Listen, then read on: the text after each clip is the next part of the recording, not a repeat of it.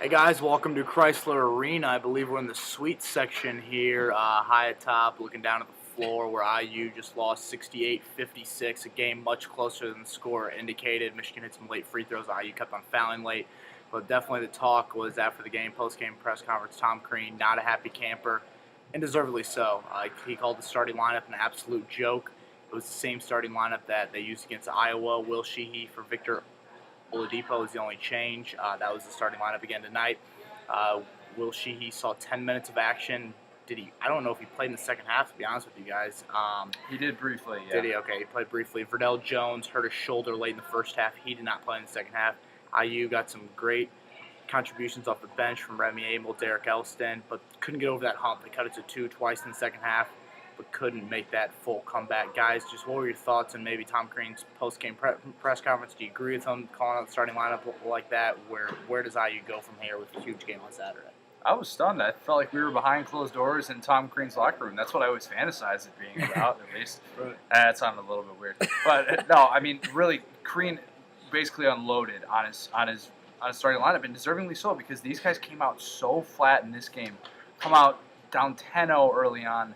To have a start like that on the road, we've seen it out of this team before, where they just struggle so much out of the gate, and it seems like there are a bunch of freshmen and sophomores out there playing in these road atmospheres where, wasn't it? or 13-0, yeah, you're right. That 3. Yeah, and you know they look like these freshmen and sophomores coming out and playing in these situations when they've been here before. They played here last year.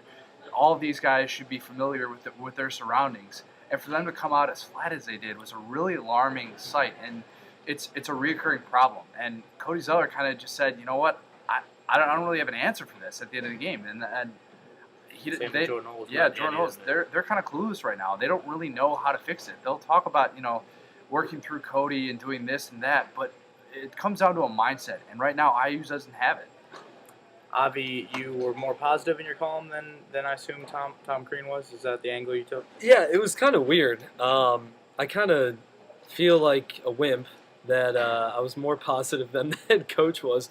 And that's because what I saw out of the team in the middle portion of the game, which I basically broke down as when IU got down 7-12 mark, I believe, the first half. Right. So Michigan scored 5 points the rest of the half. Right. So it was the big run in the middle of the game where I saw like, okay, this is actually how well IU can play. Right. So if you can take this, capture it, and like Turn it play it in the beginning and the end of the game, you might get yourself a win. And what I came up with statistically, and I'm awful with numbers, just ask my finite teacher or several of them, is that I think it was the key runs of the game were in the beginning IU 28-8. Well, it was 28-8, but I think I broke it down to the 14.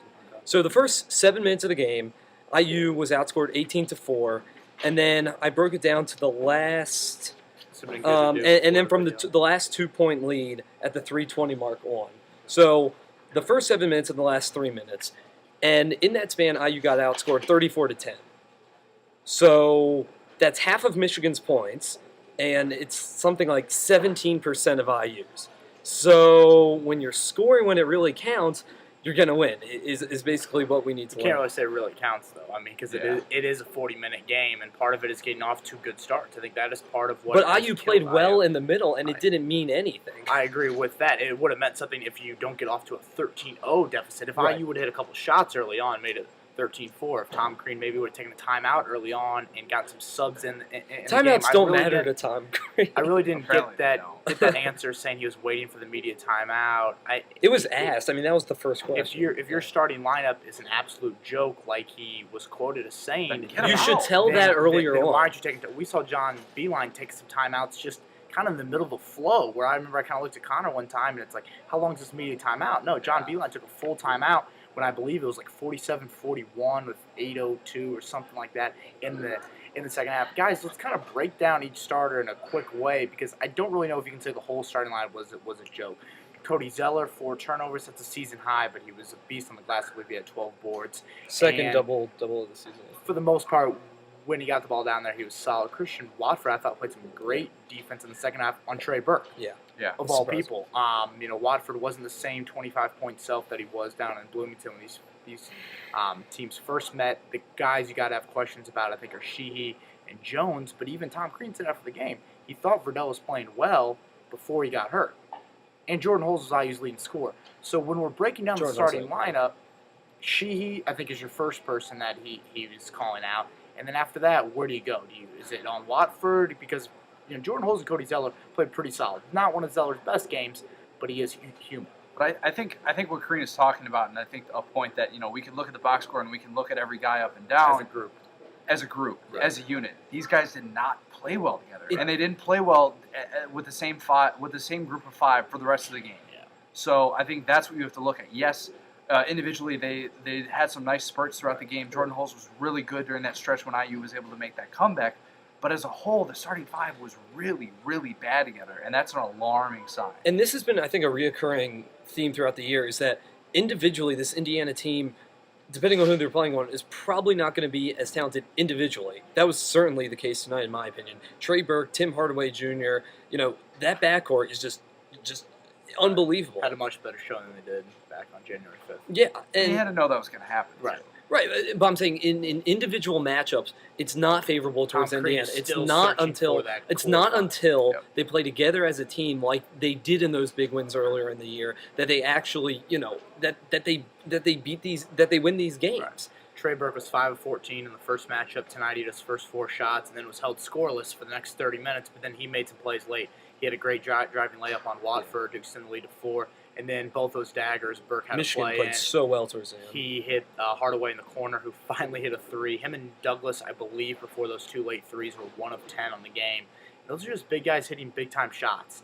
And I know it's a stupid cliche, but it's part of basketball. And that's, I think, why IU cannot get over this hump on the road. Where are they going to hit those big shots? Wisconsin, they couldn't hit it. Michigan, they couldn't hit it. Now they're going to have a chance on Saturday against Purdue. As Verdell Jones, we don't know if he'll play or not. Tom Crean said bruised shoulder. He will be reevaluated more tomorrow. What is your biggest question mark going into Purdue? Where IU, atmosphere-wise, probably the toughest place IU will play all year. Because Purdue needs this win more than IU needs it.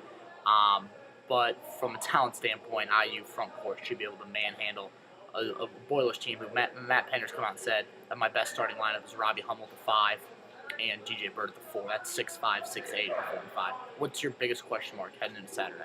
Can IU put together a 40-minute road game?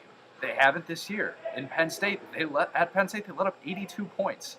There were stretches of that game where Tim Frazier took over and Penn State looked really good. There were times in the Nebraska game where Nebraska took over and they looked really good. Every single road game, we have seen how good IU can be for a specific period of time, with maybe the exception of the Ohio State game. But we have seen these stretches where IU looks like they're able to turn that corner. We're saying this isn't 2008. The NC State game again. Exactly. But IU has not put together a complete 40-minute road game. I don't think that they will at Purdue, but they need to start putting together the right minutes when it counts. Because right now, they go on these nice little stretches, and you know what? They look like a team that's resurgent and able to come back. But ultimately, what good does that do if you're still losing these games by 12 points? This sounds kind of wishy-washy in general, but I just want this team to have an identity.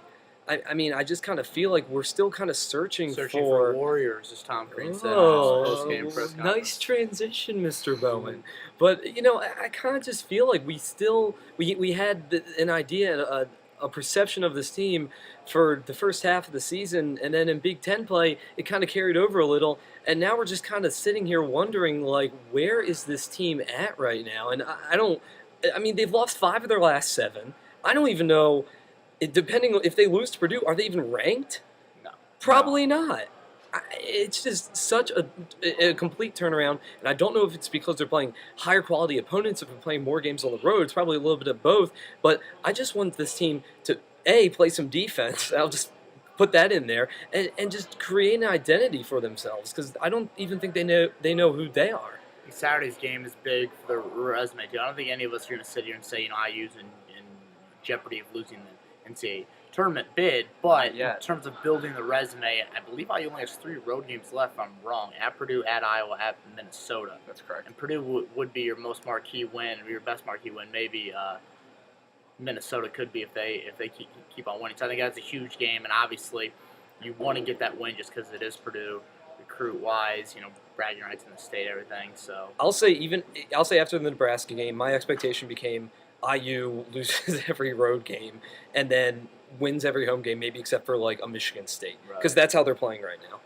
So for Con O'Gara, Avi Zalen, I'm Kevin Bowen. We are signing off here from Chrysler Arena. Again, IU falls now to 5-6 in the conference. They will head to West Lafayette on Saturday night to face the Boilers, who desperately need a victory. So we will see you guys then, and have a good one. Long drive home. Yay.